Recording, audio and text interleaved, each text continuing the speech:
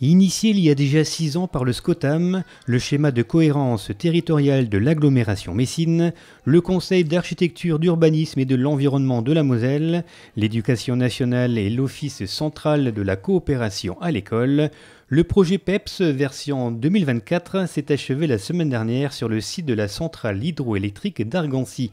Projet PEPS comme projet expérimental avec le public scolaire. On invite les élèves à réfléchir sur le territoire de demain.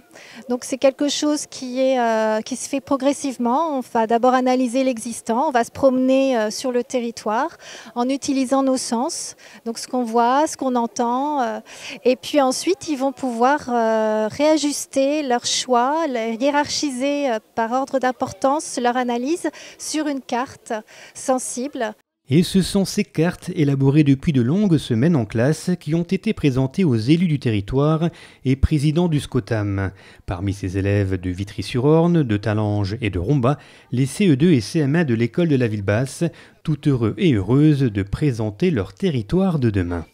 La question que je vous pose, c'est de savoir si vous trouvez que la cour est trop bétonnée. Non, elle est bétonnée, mais il y a des arbres. Ah d'accord. En fait, c'est bétonné et il y a des bancs, où il y a des bancs, où il y a de la terre et il y a des arbres. On a parlé des espaces verts, on a fait un jeu sur la carte avec Marie.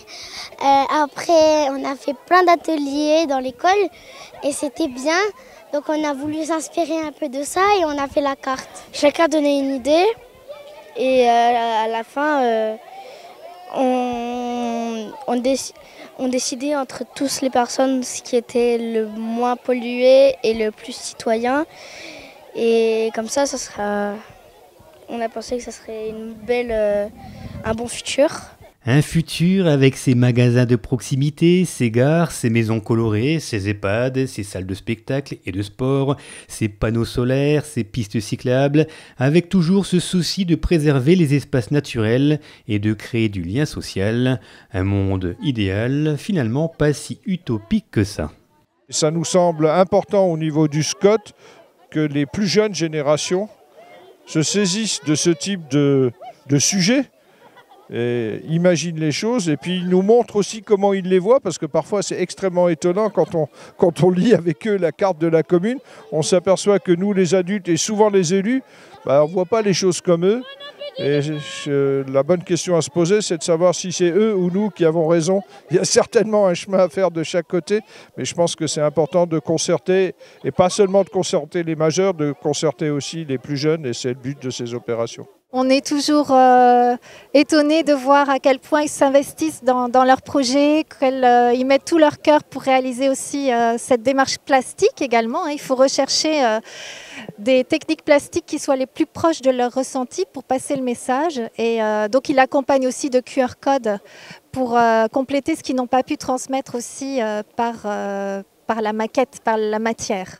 Et dans la période actuelle que nous vivons, avoir l'exemple de jeunes, d'enfants, parce que ce sont encore des enfants, qui se mettent ensemble pour travailler et pour réfléchir ensemble à leur environnement en plaçant différents éléments, un stade, une école, un lac, une église, une mosquée, etc. Je pense que finalement, c'est ça qui est essentiel, il nous donne un peu une leçon. Cette journée de présentation a également été l'occasion pour ces élèves de participer à différents ateliers.